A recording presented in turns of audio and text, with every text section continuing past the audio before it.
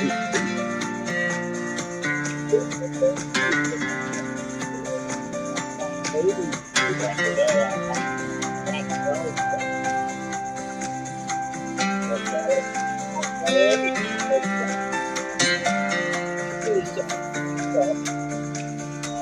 can only hear music.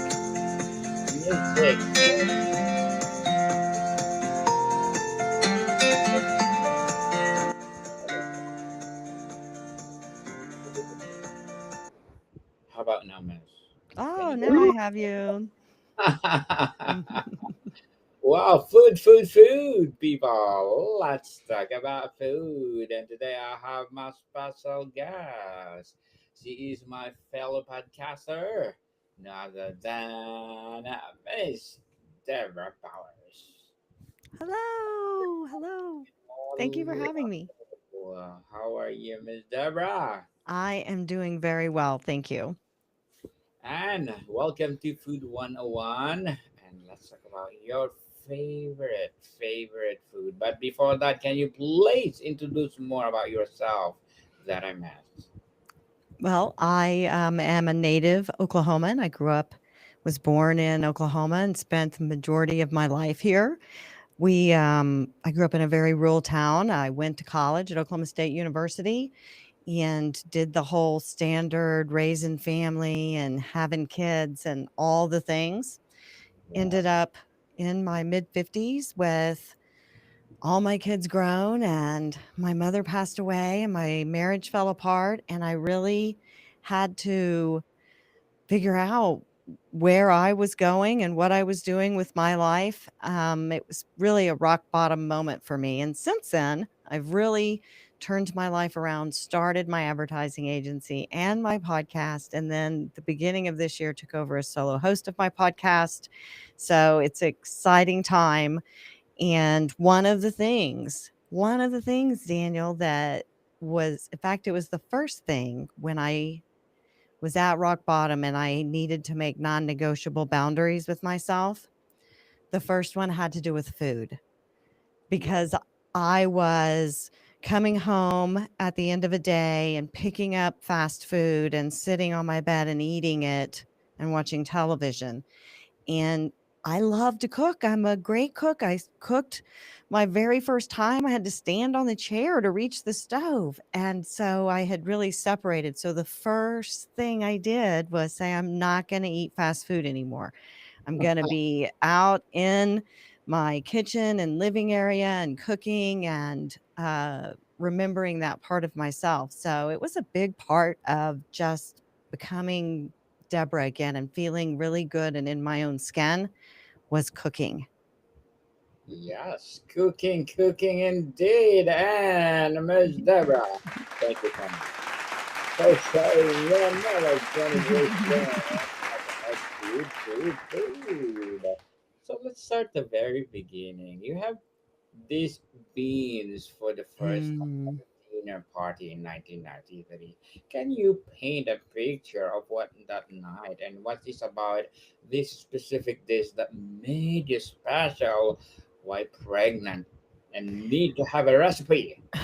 I was very pregnant, and just about everyone else that was an adult at this party was pretty intoxicated. There was a big party and adults were having fun and they were drinking and having espresso and all the things. And so I was, I don't know, 7 or 8 months pregnant with my oldest daughter, who is going to be 32 next month. So it's been a long time ago. But for me, the food, right? Everybody else is all, but I'm not participating in that. But these beans were so good. The whole meal was fantastic, but the beans were just different than your typical Western baked beans, and I loved them so much, and so did my husband. And so we got in contact with the host and got the recipe from the gentleman that made them that we met there that night that I never saw or spoke to again. But his recipe had the best impact on me, and I have made those beans since that time for holidays, for all kinds of things. They do take a little bit of time, and so you have to be prepared for that. You don't want to just bust them out after work for dinner because they take a couple of hours, but they are really good. And it was a really happy time in my life. My first child, everything was really new, but feeling a little also, I don't know, uh being the only person not inebriated, right? Everybody else is kind of altered in some way. And I'm like not even having caffeine at this point. So having something really savory and yummy to eat it definitely made an impact. And honestly, they make an impact every time I make them. Something yummy. That's Mm. true. So the origin story involves a gentleman from Peru. Do you know if this recipe has a Peruvian roots or was its own unique creation? I don't really know because I'm not really familiar with Peruvian food, but he was from Peru, so I don't really know the origin of it, and I didn't get a chance to ever talk to him again. I Mhm. do talk to the woman that hosts it. Not I mean, it's been What? years since I spoke to her. To everyone, that is Deborah's recipe. No one knows. I mean, if you ask anybody, "Well, is Deborah bringing her beans?" It's a thing, and even if a holiday wasn't at my house, let's say it was at my brother's house, my sister-in-law would call me, "If I buy all of the ingredients, will you make those beans?" Mhm. They are very well loved, and all my children are adults now. So when we do get together, it'll be a, "You made your beans." It is a thing, and Yeah. not an exaggeration. If I were gonna exaggerate about a food, I don't think I could do something sexier than beans. Mhm. So, Miss Deborah, the ingredients list is incredible and unique. What is the secret weapon in your recipe? That one ingredients that you feel truly makes the dish yours and elevates it above standard baked beans. I think it's really the combination of it all, but it's the variety of beans in it. Here in the United States, especially in the Oklahoma, Texas, southern area, barbecue is a big deal, Midwestern states as well. And your typical beans that go with barbecue are called baked beans, and they're usually some form of pinto bean or something with a lot of brown sugar and things like that. So this is really stands out in contrast to that because it's got 4 different kinds of beans in it. It has lima beans, butter beans, kidney beans, and then the traditional pork and beans, the can. I picked the pork out, but because I'm adding a lot of other pork. Yeah. But I think that makes it unique. It gives it a nice color contrast throughout the dish, and it stands out as okay, what's up with this? Why are all these different kinds of beans in here?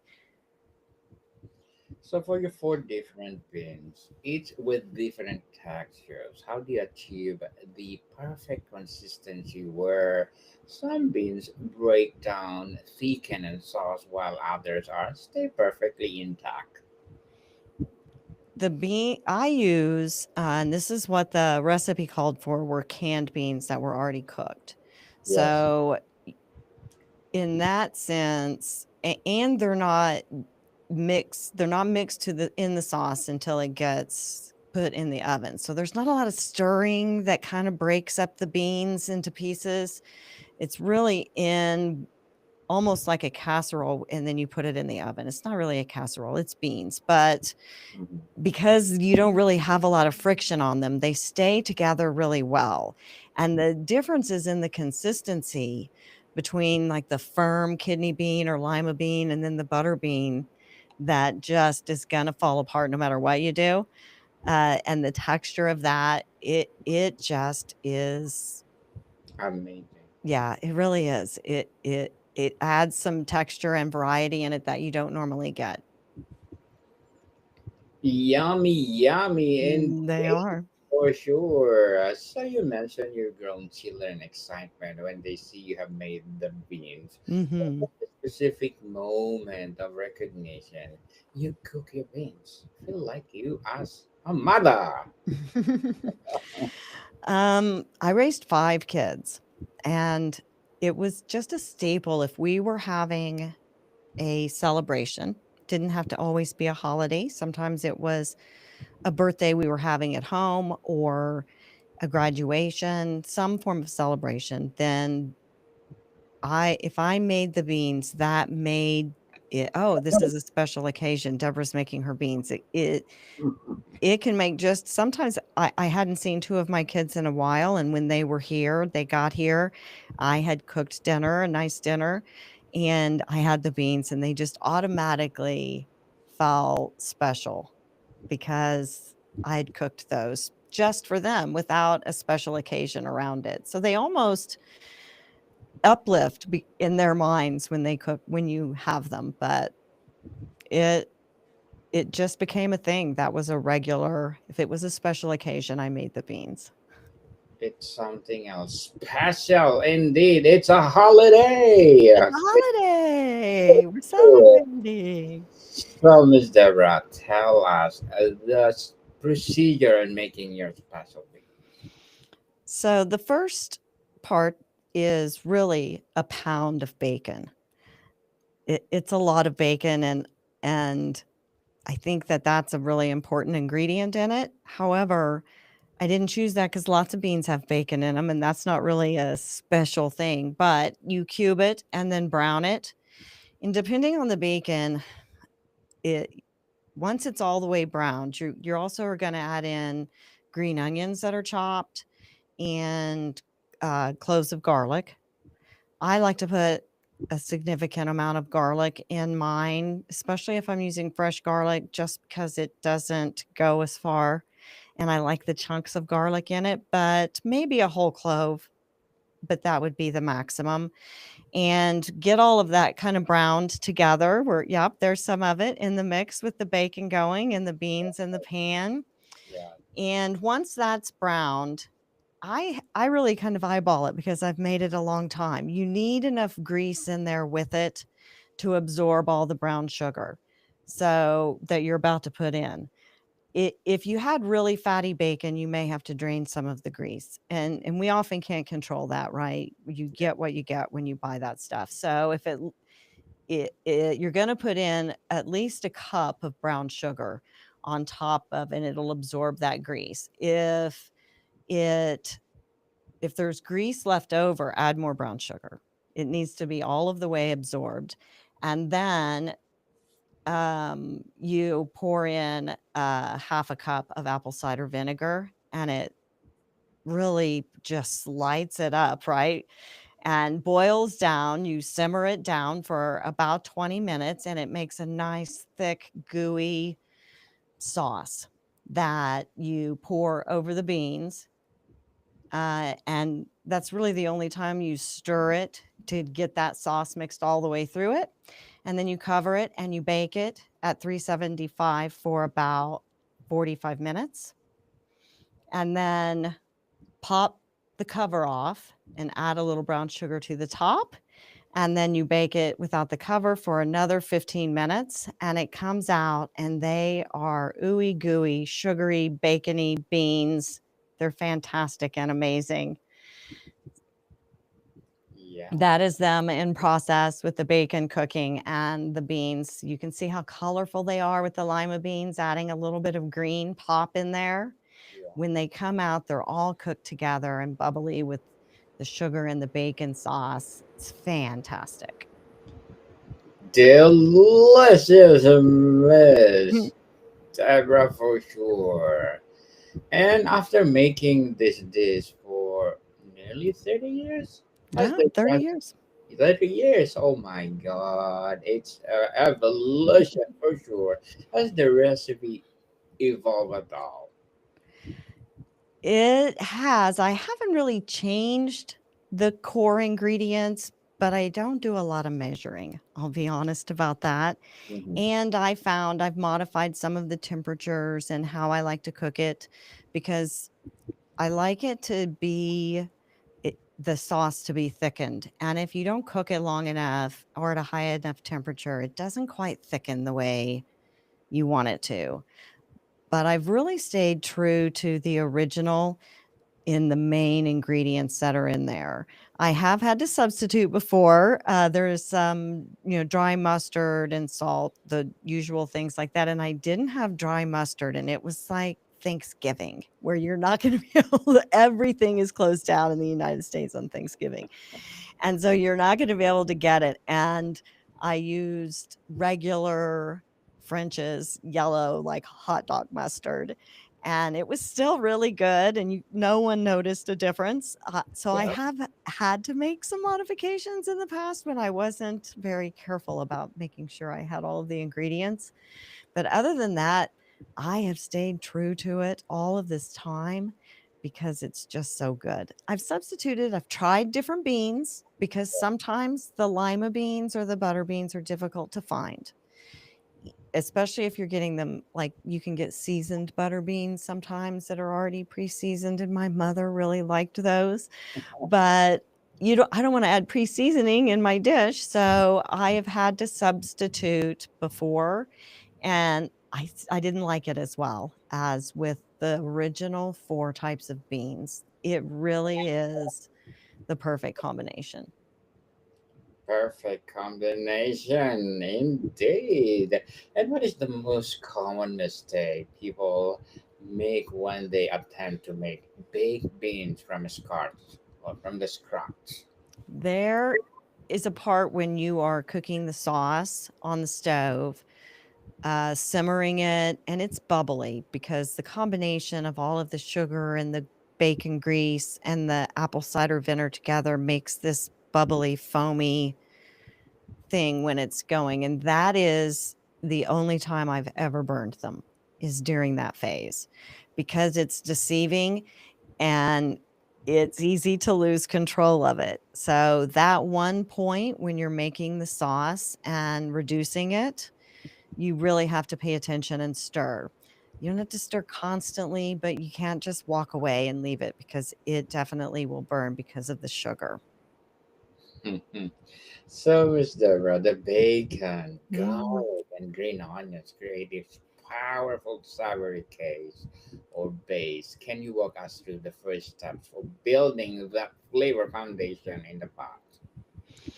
It Boy, when you start with a nice thick cut bacon, Mm, that's not super fatty, and when they're cut in cubes, so as you cook it, they kinda curl up, and when it is mixed with that sauce, it gets this sugary coating, that savory, dark brown sugar coating on it that is so good, and it sticks to it when it bakes, and so when you're that base is so good, and it's got a lot of bacon grease in it, obviously, but it's how it caramelizes onto the bacon itself, and when you're eating the beans, you get those bites of bacon, but it's not that stringy kind of bacon that you're used to getting in beans and all kinds of other soups.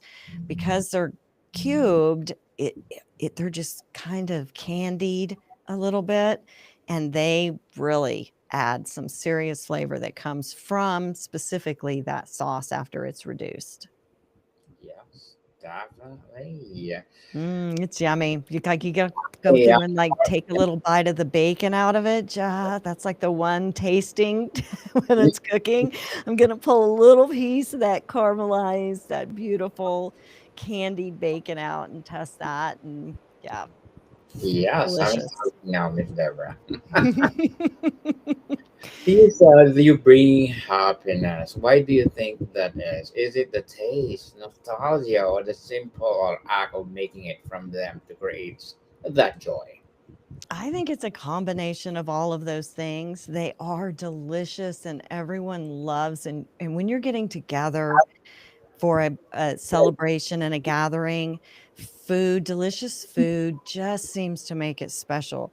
So there's that part of it, that they taste good, but also the nostalgia, the part of it that if we're having this, then this is a special day.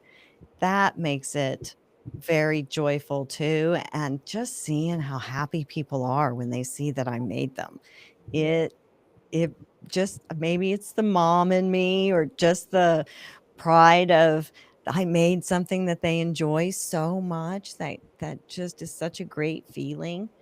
But Right. I think it's all of those things together, and they're definitely made with love. When I start them, I'm almost always drinking a little champagne. That was always kind of a thing. If I'm cooking big for a lot of people, then I'm having a little champagne when I'm doing it, and I can take a picture of the beginning of the process and send it to my sister or another relative, and they'll be like, "Oh my gosh, you're making your beans. What is happening?" They're There's a super celebration. excited. Yes, yes.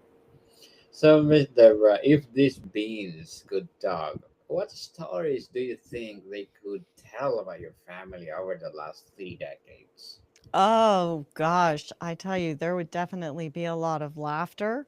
My Mm. family has a lot of varied personalities like all families do, but we play games and laugh and give each other a hard time.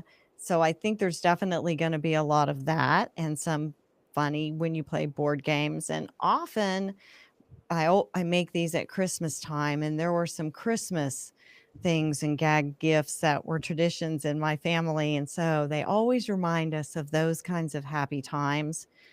Um, so I think a little bit of that for sure. Mm, definitely. That this has been with you through your entire journey of motherhood. If you had to give this recipe name that was not just a baked beans, what would you call it capture its true significance?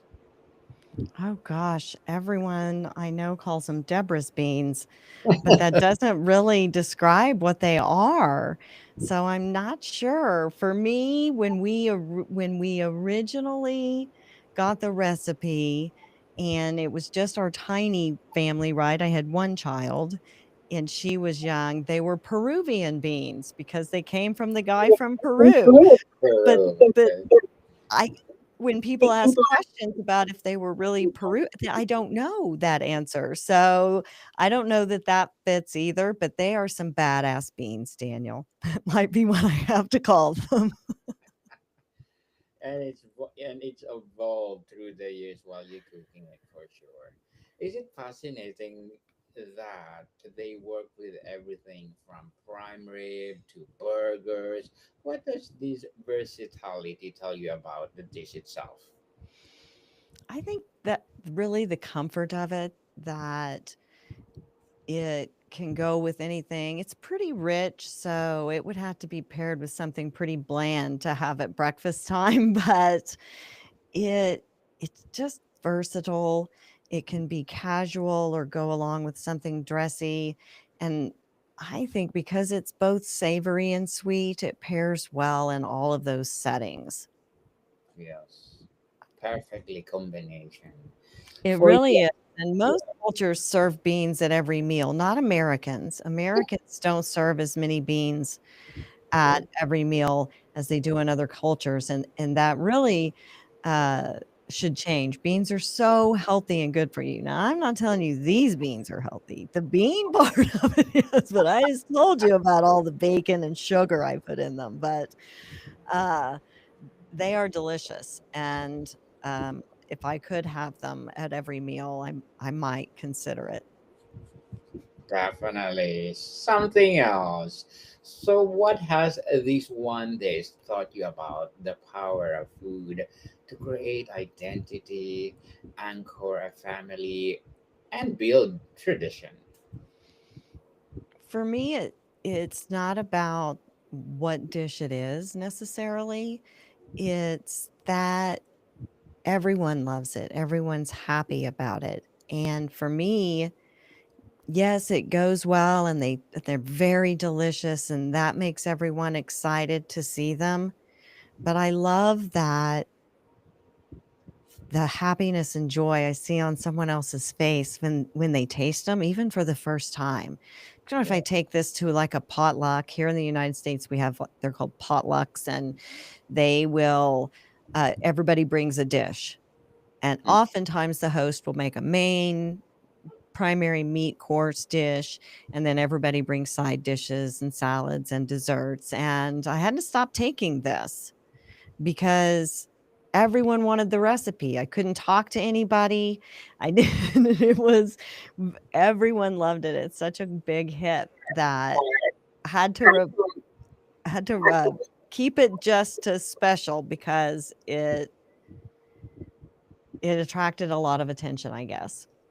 Mm, So, definitely. but for that, in my own personal life, it has just stood the test of time, and it goes well with all of my traditions in my family, and people are excited if I'm gonna make them, and I think that fuels in to make me motivated to make them even more. It feeds into itself to make it carry on through the years, that one person wants it and I've made it, now they're happy, and that whole it feeds and fuels itself. You don't have to promote a dish that tastes good. It just does it on its own. Yes, for sure.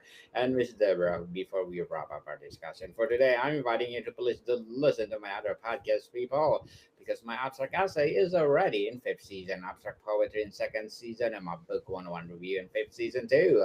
Comedy 101 in second season, and my food 101 in fifth season as well. Geography 101 in fourth season, and my baby podcast Law 101 and Mental Health 101. Love letters in third season, and movie 101 review and music 101 in fourth season, and science 101 and sex 101 in its first season. Please listen to them wherever you listen your podcast. So, Miss Deborah, finally looking forward, what is your greatest hope for the future of this bean recipe? How do you imagine it being carried on by your children and their families?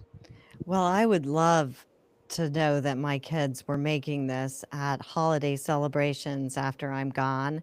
And I'm a fairly new grandmother. I have a 2-year-old granddaughter, my oldest daughter, Teddy. And boy, that would be something if my grandkids were making these beans when I'm gone, or even while I'm here, they're making it for their families and celebrations that I'm not at. That is a beautiful thing. Beautiful, beautiful indeed. Miss Deborah, Yay! thank you so much for sharing your favorite food in the world. And can you please invite our listeners to support your podcast, your advocacy, or whatever projects that you're doing right now? I would love for everyone to check out my podcast. Daniel's such a pro. I think I counted 12 podcasts. I have one podcast, Deals with Heels, where female entrepreneurs thrive. I'm in season 4, and I would love for you to check it out. It's available on YouTube and everywhere you can watch and listen to podcasts. So I'd love for you to check that out. I also own an advertising agency, and you can find out all about that also at hexagonmedia.net. Yes, people, let's support Miss Debra Bowers, because if you support her, for sure more and more empowering episodes of the podcast itself. More and more business time. Miss Debra, thank you so much for your time. Thank you for having me. As usual, thank you, Miss Debra. More to come, people. See you soon.